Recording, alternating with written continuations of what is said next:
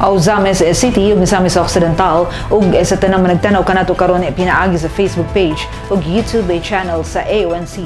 Maayong adlaw. Ako si Dazid Motikson and this is Auzames Today.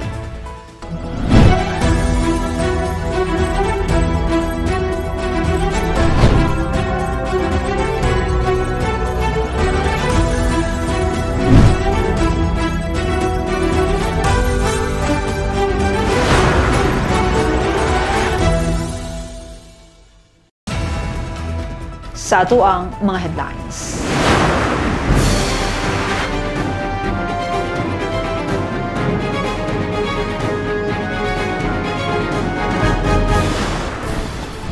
DILG giilang legal ug regular ang aksyon sa sangguniang panlalawigan batok sa suspended mayor ug vice mayor sa Bonifacio. Pagpundo sa magtiayong dumanog sa munisipyo, illegal.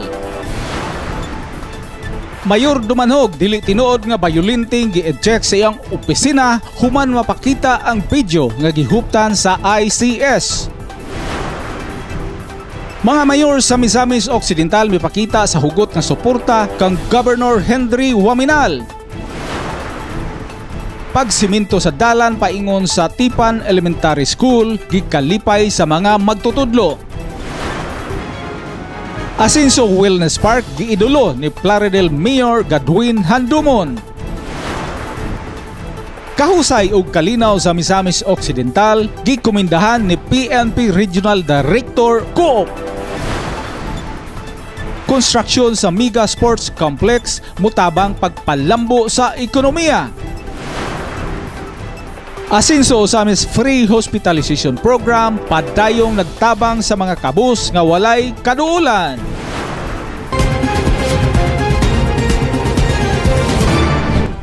Kini ang mga detalye sa Auzames Today. DILG giilang legal ug irregular ang aksyon sa sangguniang panlalawigan batok sa suspended mayor ug vice mayor sa Bonifacio. Pagpundo sa magtiayong dumanhog sa munisipyo, illegal. Ani ang report. As per records, on June 7, the regional director issued a memorandum recognizing acting Mayor Ricky Bolahan as the mayor of Bonifacio, the municipality of Bonifacio. So, Mr. Chair, I would like to clarify with the DILG, considering that the regional director issued a memorandum recognizing the acting mayor. The presumption of regularity was observed or was applied in this memorandum, Mr. Chair. Yes, you may answer. Yes, precisely, Mr. DILG. Chair. Yeah, we uphold the presumption of regularity. Klaro ang tubag ni DILG Region 10 Director Wilhelm Suico sa pangutana ni Congressman Ando Waminal atol sa August 1 public hearing sa Committee on Public Order and Dangerous Drugs nga gipreside ni Senator Ronald Bato de la Rosa kabahin sa Bonifacio crisis. Gipaklaro sab sa DILG kung unsa ang presumption of regularity isip itubag sa pangutana ni Congressman Waminal. If I could ask the DILG, the representatives of the DILG, Mr. Chair, what do you understand by the basic principle of the presumption of regularity? Yeah, you have the floor. Congressman, presumption of regularity is basically all acts of valid government officials what shall be deemed valid without any proper competent court saying that it is invalid. Gipaklaro sa representante sa Distrito 2 sa Misamis Occidental nga naglakip sa lungsod sa Bonifacio ang regularidad sa aksyon nga gihimo sa sangguniang panlalawigan sa Misamis Occidental. So, Mr. Chair, does that mean that the DILG recognizes at that point that the actions undertaken by the Sangguniang Panlalawigan and the provincial governor and the provincial government of Misamis Occidental were all regular, presumed to be regular? Yes, Your Honor. So does that also mean, Mr. Chair, that the DILG recognizes that Mayor Samson Dumanhog and Vice Mayor Evelyn Dumanhog were suspended by virtue of law? Yes, Your Honor, in the absence of any competent instruction or directive coming from higher up. Tungod kay legal o regular ang desisyon sa sanggunian, napaklaro sab ni Kong Ando ang usa ka violation nga gihimo ni suspended Mayor Samson Dumanhog nga pag-okupa sa munisipyo, particular ang Office of the Municipal Mayor sa lungsod sa Bonifacio. So does that mean, Mr. Chair, that the occupancy of the suspended mayor and the vice mayor in the municipal hall or the office of the city mayor were considered illegal, Mr. Chair? Yes, Yeah, Your but Honor. Gipasabot ni Congressman Ando nga gipaklaro lamang niya ang tubag ni RD Suico sa DILG aron mapaklaro nga supak sa balaod ang gibuhat sa magtiayong Dumanhog ug pamilya niini nga gisulayan pa sa pagbabag sa anak sa magtiayong Dumanhog nga si suspended Tambulig Mayor Charlotte Panal. So, Mr. Chair, I would like to amplify the answer of the regional director of the DILG. So the Director Suico is saying that indeed the acts committed by the suspended mayor and the suspended vice mayor and their entire family were against the law and indeed illegal. Am I right, Mr. Chair? Excuse me, Yeah. Mr. Chair. Yeah, pasagutin mo natin si Yusek. As of the time of Congressman's during Congressman's timeline, yes. But of course, if there are other actions or any other facts that would eventually change the circumstances, of course, the department's opinion will change. But as of now, Mr. Chair, is it still presumed to be regular, the suspension order and the illegality of the occupancy your last during that time, question, Mr. Chair? Okay. Your Honor, the opinion is being rendered without prejudice to any contrary opinion of competent authorities and courts, no? As of this moment, sir, if there are no other higher authority or no order of court saying that the acts of the lalawigan is illegal or not according to law, by operation of law, it is regular, Your Honor.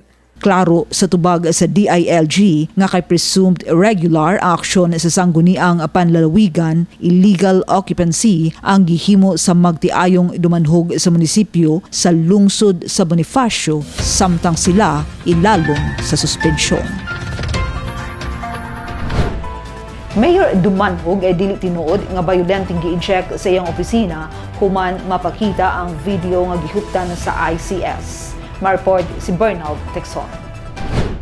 Natapos Agosto 2 sa hapon ang duha ka adlaw live Senate hearing tali sa mga complainants o mga respondents sa PS Resolution number 698 nga matud pa ni Senate Committee on Public Order and Dangerous Drugs Chairperson Senador Ronald Batu de la Rosa sa interview kaniya ni ABS-CBN News anchor Noli de Castro nga dili makatawhanon og overkill nga pagpapahawa sa team nila ni Incident Command System Ground Commander retired Colonel Joey Ampong o Bonifacio MPS Station Commander Police Major Ritzel Sumagang kang suspended Bonifacio Mayor Samson Dumanhog sulod sa Municipal Mayor's Office nga illegal ni ini giokupa sulod sa 18 ka adlaw. Nasayran nga na-create sa Misamis Occidental Provincial Government ang ICS nga gilangkuban sa mga civilian employees from the Provincial Risk Reduction Management Office kon PDRRMO gumikan kay wala mang gilabot og mohatag og permiso ang Philippine National Police Central Office o Regional Office sa request ni Misamis Occidental Police Provincial Director Colonel Marlon Kimno nga nangayo og pagtugot nga mo-assist siya sa pagpatuman sa 60-day suspension order para temporaryong mapakanaog una sa munisipyo si suspended Mayor Samson Dumanhog. Samtang wala pa'y TRO o Temporary Restraining Order gikan sa korte o gikan ba hinuon sa Office of the President. Yes, Your Honor. In fact, there was a request. Actually, I submitted to the Provincial Director of Misamis Occidental, but the PD of MISOC submitted to me the request to clear the Office of the Mayor from the unauthorized persons occupying the said office. So we answered it, stating that it is not, it is outside the authority of Bruten to extract the mayor, sir. We explained to them that request for police assistance must be submitted by the DILG-10, and it must be endorsed to the Chief PNP for his approval. And upon his directive, within 3 days, we will implement, if ever it will be approved, Your Honor. If you will assist, it needs DILG and Chief PNP approval. Is that what you're saying, sir? Yes, sir, it is approved. You will only assist if it is approved by the Chief PNP. You will not assist insofar as the request of the PD is concerned if not approved by the PNP Chief. Yes, sir, yes, sir. That's correct, sir. Can the provincial director do it on his own? No, sir, because he needs to course through to me, then I will also submit the request for the approval of the Chief PNP, sir. Before he can do anything? Yes, sir. Yes, sir. Matod pa ni Senador Bato, kung ang kapulisan mituman lamang unta sa ilang gipanumpaan nga mandato ug mao unta ang may-execute sa extraction process, dili unta magkagubot. Because of your directives, I will inform my regional director, and I will have a memorandum requesting for police assistance. Diretso na kita, kung hindi ka sana umayaw, baka hindi nagkakaroon ng investigation ngayon dito. Sa pagsugod pa lamang sa unang adlaw sa committee hearing, gihatagag taas nga oras nga mapaminaw ang narratives o video presentations o banat sa dumanhog family nga gipanguluhan ni Tambulig Zamboanga del Sur suspended Mayor Charlotte Dumanhog Panal. Gibarugan ni Panal nga gimaltrato ang iyang amahan sa reading team nga nakabunit nga matud pa niya purmang mga hoodlums. Kini ang gibarugan usab ni suspended Mayor Dumanhog nga gitiunan kuno siya og pusil, gigapos pasakay sa wheelchair, gisakluban og malong ang ulo o gihanaan sa pag-inject sa usa ka anon chemical. Gipanghimakak ni ICS Ground Commander Retired Colonel Joey Ampong ang tanang mga allegation sa pamilyang Dumanhog. Matud pa niya, limpyo ang iyang konsensya, pakak ug walay kamatuoran ang gipasiatab sa Dumanhog Camp. Kani ang ICS ug Municipal Police Team nagtuman sa standard PNP protocol nga magdalagad kanunay og body camera para ma-record ang ejectment operations sa kapulisan og ICS niadtong adlaw. Iyang gipaklaro nga may video usab silang ipakita sa publiko para mag-refute sa tanang baseless allegations ni Tambulig suspended Mayor Panal og Bonifacio suspended Mayor Dumanhog. Gidugang ni Colonel Ampong concern siya sa health ni Mayor Samson nga matud pa niya iya kaniadtong suod nga higala. May rason kung nganong iyang gipasakay sa wheelchair si Mayor Samson basin og moambak kini sa hagdan. Sir, this is the counter of the baseless accusation of Mayor Dumanhog, sir. Na tinali po namin, hindi namin yung tinali. This is for own good and also on our good. Whatever happened to the mayor, that is my responsibility as the ground commander. Kaya nga, totoo tinali ninyo sa hindi ko tinali, wheelchair, sir, kasi nilagay ko lang yung cloth dito sa kamay niya. Tinali nga yun. Sir, instead ka hawakan mo yung kamay dito, sir, na walang naka ano ng cover na cloth, magka-bruises dito, sir. Okay. Oh. So, pero yung dimalong, sir, sa kuwanan, hindi yung tinali sir, ito sa armchair. that is intended for him in order to immobilize him from moving because we are going downstairs. Okay. Paano, sir, kung maisip niya magtatalon siya doon? Bipatay ako. Ako ang responsible officer dyan. Okay. Harap-harap ang gitudlo ni Mayor Samson ang usa ka pulis nga mao kuno ang nagtion kaniyag Armalite. Direkta usab nga gipanghimakak sa pulis nga dili kini tinuod. Yun nga sinasabi ko, sir, I'm very concerned of his health.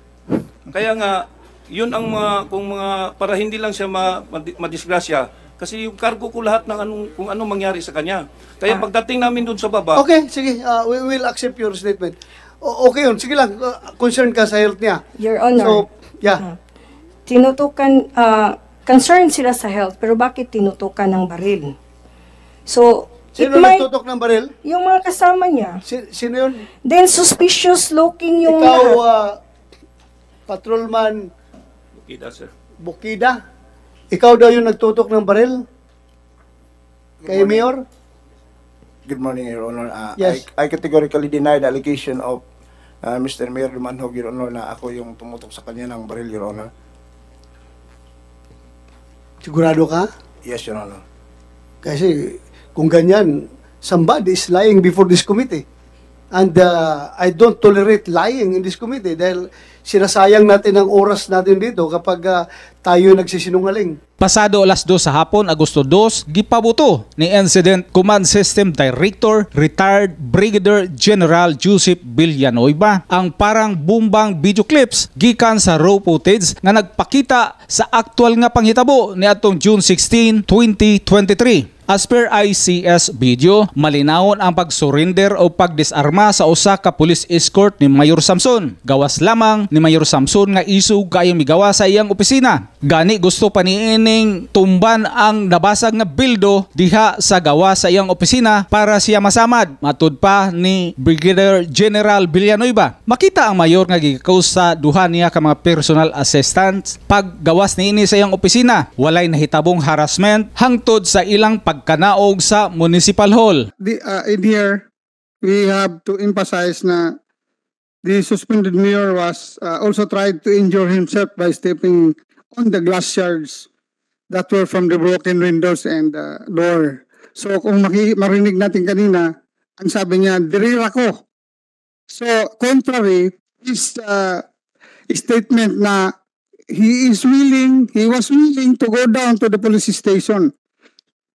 So ang sinabi niya, dirira ko in Bisaya, dito lang ako. Ayaw kong umupo dun sa wheelchair or doon sa... We'll noted, sir. Pero sir, ako, Mayor, with due respect to your sinabi kayo na, ngayon, nasa labas ka na ng opisina. Nasa labas ka na. Wala tayong nakita ang video doon sa loob eh. Pero, tingnan ko lahat ng mga tao sa paligid. Wala ko nakita may dalang Armalite. Walang nakahawak na Armalite dyan sa video na nakita ko ha. So far, wala ko nakita may Armalite. Saan galing yung nagtutok sa'yo ng baril? Sa loob, Your Honor. Loob? Yes, Your Honor. Pag-break ng glass, siyang umuna. So, yung paglabas ko, wala na siya. Okay. Thank you. Continue, sir. Continue. Sa video nila, Your Honor, walang nag-break. Wala ang glass na break. Yung pag-break ng glass? Oh, yes. Wala nga. Bakit? That's why, Mr. Chairman, nila, Your Honor. Mr. Chairman, sabi ko nga yung entire footage dapat ma-access natin kasi pwede kasing may editing. Ma-alter. Editing. Yung they will show us what they want to show us. What if we want to see some other parts of the incident? Kaya tinanong ko ngayon sa police, sabi, they assured us that they have the entire raw footage. Dapat ma-access po natin yun. Thank you. With that, RD and PD, this committee is directing you to submit the raw footage of that incident. Hindi yung naputol-putol, yung buo, from start to finish. Ang video nagpamatuod lamang nga wala giharas ang police escort sukwahi sa ilang alegasyon kaniadto. Wala usab makita nga may pulis nga nagtion sa mayor og Armalite. Walay nurse nga mihana og inject kaniya og usa ka substance. Wala usab makita nga may gitamparos ang personal nga assistant ni Dumanhog. Sukwahi sa gipasiatab niini dito mismo sa Senate hearing. Dili usab tinuod nga gisakluban og malong ang ulo sa mayor. Gani daghan ang nag-alliance pagpakanaog sa wheelchair nga gisakyan niini pakanaog sa Municipal Hall.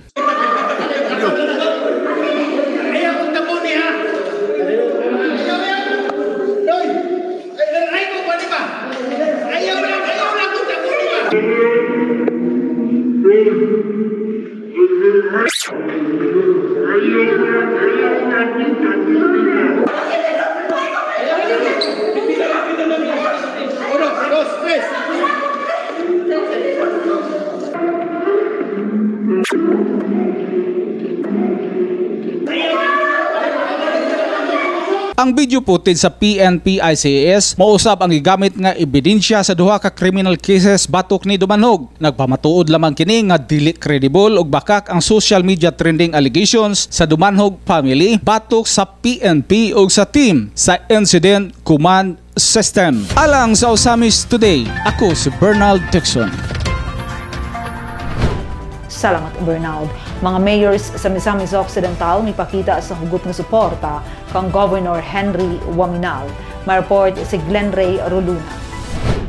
Nagkahugbong ang mga mayores sa mga munisipyo ug syudad sa Misamis Occidental aron sa magpakita sa ilang hutanon nga pagsuporta sa administrasyon ni Working Governor Henry Waminal. Atol kini sa gipahaygayon atong Hulyo 31, 2023 ga usa ka LMP meeting Misamis Occidental Chapter sa pagpanguna ni LMP MISOC Chapter President Mayor Delio Luod. Gitambungan na ang maong meeting nila ni panaon Mayor Miriam Paylaga, Lopisay na Mayor Pinky Gutierrez, Plaridel Mayor Godwin Handumon, Clarin Mayor Jojo Roa, Aluran Mayor Insik Roa, Tudela Mayor Samuel Parhinog, Jimenez Mayor Jojo Chong, Calamba Mayor Luisito Villanueva Jr. Ang tanang mga municipal mayors mipasa kini og usa ka resolusyon ug manifesto nga nagpadayag silang padayon nga suporta sa administrasyon ni Gobernador Henry Waminal. Lakip ang mga city mayors sa tulo ka mga syudad ning probinsya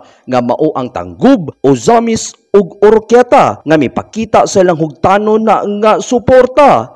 Kini nagpakita nga bisan pa man sa gihimog pagpandaot sa pipila ka mga detractors nga mga nagpakabutag bungol sa mga programa ug proyekto nga nabubos sa Asenso Misamis Occidental Administration. Wala kini nakapatandog sa Asenso team sa padayon nga paghatag og mga maayong serbisyo nga alang sa kaayuhan sa tanan. Taliwala niini ang mga municipal ug city mayors padayon nga naghiusa alang sa pagpakita sa suporta sa Asenso Misamis Occidental Administration ni Governor Henry Waminal. Alang sa Osamis Today, kini si Glenn Ray Roluna. Salamat, Glenn. Pagsimento sa dalan paingon sa Tipan Elementary School gikalipay sa mga magtutudlo. Ang good news sa report ni Leoncio Medallo. Pipila na ka mga administrasyon ang nanglabay sa dakbayan sa Osamis apan ang Team Asenso ra gayon ang nakahatag og nakapasayon sa mga magtutudlo nga makaabot sa Tipan Elementary School nga mao'y pinakalayong tulungaan sakop sa DepEd Osamis City Division nga naa sa tiilang bahin sa Mount Malindang Natural Park.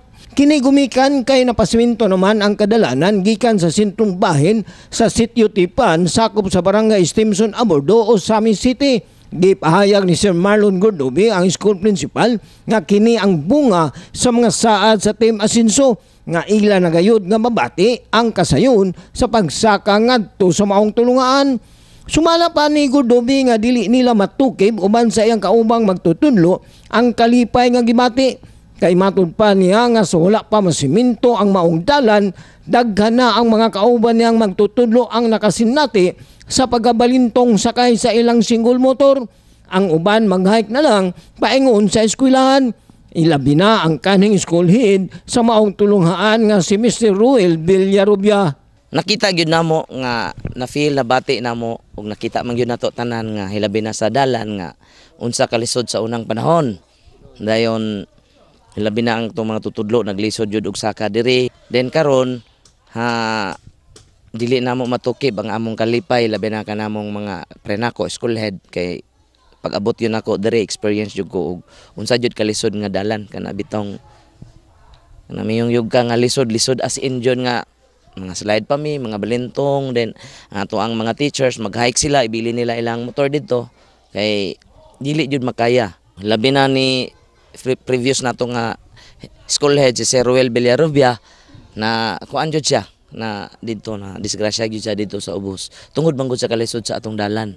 Apan sa pagkakaroon bisan ang gagmayng sakyanan auto guban pa dili nagayod maglisod pa ilabi na kung adunay mo bisita sa maong tulungaan.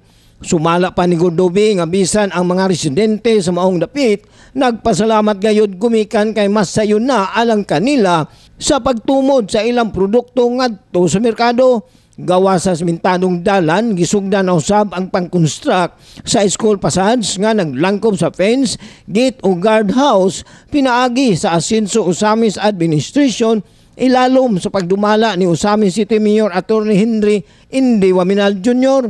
og sa suporta ni 2nd District Congressman Ando Waminal og Misamis Occidental Governor Attorney Henry Waminal Sr. Matod pa ni Godobi nga tungod sa maong proyekto, mas mahatagan og seguridad ang ilang mga gamit sulod sa school og ilabi na ang mga kabataan nga nagtunga kay dili naman unya makasulod pa ang mga hayop.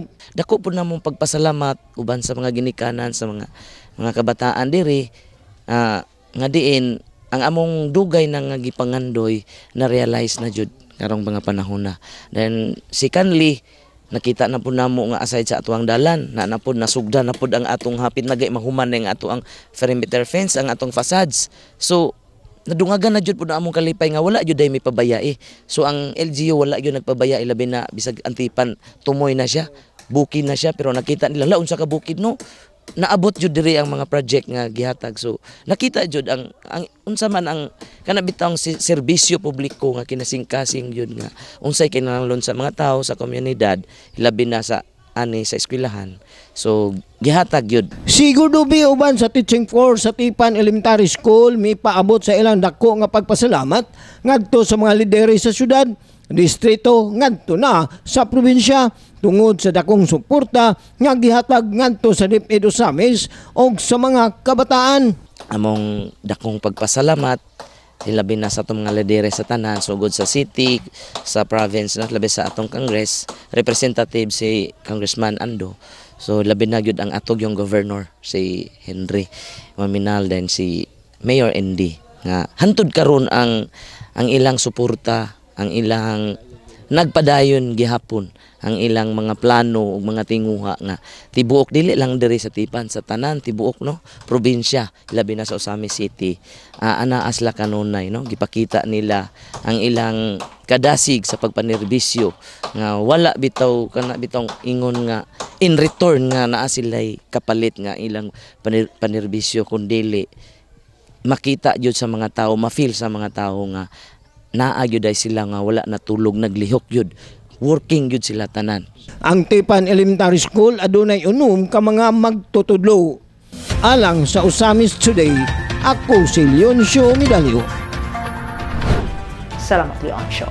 Asan sa Osamis Wellness Park giidolo ni Plaridel Mayor Godwin Handumon atong dawato ng report ni Adoni Dicena. Sa dili madugay, maila na usab ang lungsod sa Plaridel nga adunay mala Disneyland nga parke. Matud pa ni Mayor Godwin Handumon nga duol kaayo sa tinuod ang katumanan sa maong plano gumikan kay si Governor Henry Waminal Sr. mi-commit na og 21 milyones pesos aron gamiton pagtrabaho sa maong proyekto. Iyang gihulagway nga ang parke nga himuon sa atubang sa may Municipal Hall sa Plaridel tandi sa Asenso Osamis Wellness Park. Bisan sa iyang lungsod nga distansya kaayo sa Osamis kundi inahimutang ang Asenso Osamis Wellness Park, grabe kasikat sa ilang lungsod. Gusto si Mayor Godwin Handumon nga makabaton og parke sama sa Asenso Osamis Wellness Park gumikan sa dakong mahatag nga maayong dungog sa mga lokal og sa mga bisita. Nasayod usab ang mayor nga ang ingon niini nga landmark makaduslit og kalayo sa turismo ug ekonomiya sa lungsod sa Plaridel. This is an indicator of malambuon, no? Kay kung mayon ana magani na magpagmalinawon, magmalambuon, then rest assured the constituents nato sa ato ang probinsya, sa atong lungsod mahimog yung magmalipayon, no? So with that, I hope na mahimog nato ang 5Ms sa atong halandong Governor Attorney Sevilla Waminal, Henry Waminal, and very active, very supportive during our few hours of discussion diha sa ato ang pag-uli yesterday, a short meeting with Governor Henry and Congressman Jason Almonte regarding sa support sa mga indicators na paghahimuon nato. And I would like to inform you also that with the support of the provincial governor, we will have also a redevelopment of our municipal plaza. It's something like, it would look like a Disneyland in Plaridel. Disneyland, ay na mo Imagine na lang na usa ang Disneyland. It's just like the wellness park in Osamis City, and the governor approved award something like 21 million for the redevelopment of that. No? Alang sa Osamis Today, Adoni Desina reporting. Salamat, Adon. Kahusay kalinaw sa Misamis Occidental, gikumandahan ni PNP Regional Director Kuu. Anyang report. Yes, sir. In fact, I commend the officers and men of Misamis Occidental for maintaining a peace and order there. Gikumindahan ni Philippine National Police 10 Regional Director, Police Brigadier General Lawrence Bico, ang mga lokal nga opisyal sa Misamis Occidental sa matud pa niya pagpatunhay sa kahusay ug kalinaw sa probinsya. Gihimo sa PNP Regional Director ang pahayag at ulo sa gipahigayon nga public hearing sa Senado sa Committee on Public Order and Dangerous Drugs nga gipreside ni Senator Ronald Bato de la Rosa kabahin sa Bonifacio crisis. Kini human sa pangutana ni Senator J.V. Ejercito kalabot sa peace and order situation sa probinsya. We do not want another Negros Oriental to happen. Yes, sir. In our country, kasi sabi nga namin, wala nang ganyan dito, hindi na uso yung siga-sigat warlords dito eh. Diba? Tapos na yun eh, yung mga panahon na yun. So, we want to find out from the police, from you. Can you confirm that it is more peaceful right now in your region? Giangkon sa Regional Director nga walay mga kaso nga natala sa probinsya kung adu naman mga aksidente sa karsada. Wala naman tayong kaso in Misamis Occidental.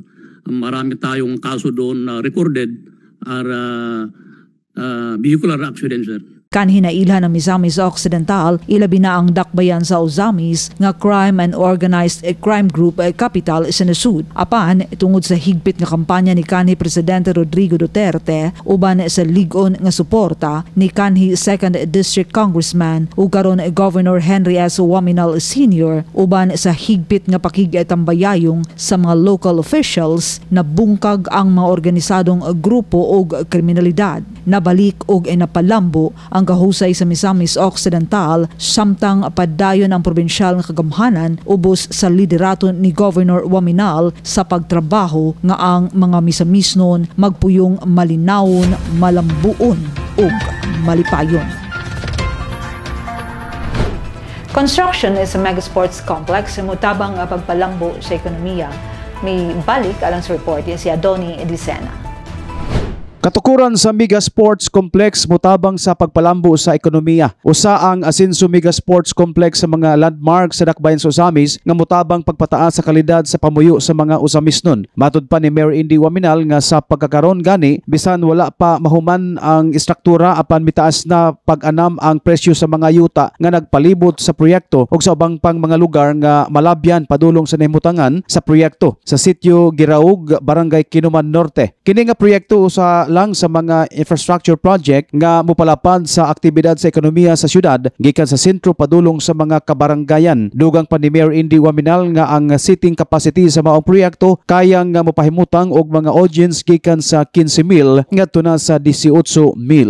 No, and I'm referring to our Kinuman Sports Complex. Yes. No, nga puhon, it is a hope that it will be our key asset in campaigning for hosting the Palarong Pambansa come 2026 because currently ang ato ang giplano niya nga seating capacity is 15,000, no, but nakita nato and with the help of Kong Ando also in terms of finding funding kaya man may mag 18,000 capacity structure, no, so we're pushing for the 18,000 instead, no, and that will just be one of the few facilities nga butang dira sa Kinuman nga later on mas stretch na gyud ang development ng economy sa city, no, nga instead of naalang ta diri karon sa sentro sa Aguada, sa 50th, sa Carmen, sa Catadman, no, which comprises less than 20% of the total land area of the city, no, ato nang ibira gamay palayo padulong na gyud sa physical geological center sa city dito dapit sa Kinuman, no, and pagbiraan na tanan pod nga lugar in between mag-slowly man pod mag-increase and mag-tubo ang economic activity in those areas. In fact, you can see that now nga hinahinay nagasaka ang presyo sa yuta dira, no. Alang sa Osamis Today, Adoni Desina reporting.